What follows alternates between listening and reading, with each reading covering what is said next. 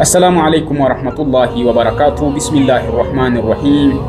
Bwana Mtume sallallahu alayhi wa alihi wasallam anaendelea kumpa maelekezo na maelezo wasia sahaba wake mtukufu Abu Dharr al-Ghifar rahmatullahi alayhi, akimwambia ya Abu Dharr, yattali'u qaumun min ahli al-jannati ala qaumin min ahli an-nar, kuna jopo la watu wa peponi watawaona jopo la watu wa motoni.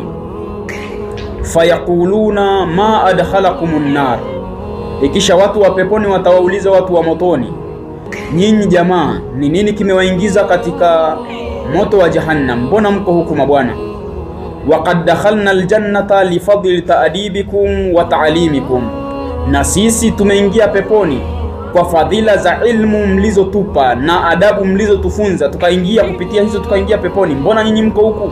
Mmetufundisha tukaingia peponi, mbona nyinyi hamjaingia peponi? Mbona mko motoni? Fayaqulun, watasema mabwana wale walioko motoni, inna kunna na'muru bil khairi wala naf'aluhu, hakika sisi tulikuwa tukifunza watu, tukiwaadabisha watu kwamba wafanye mambo mema, mambo mazuri, na sisi hatukuwa wafanyaji wa mambo mema, tulikuwa hatuyatendi mambo mema.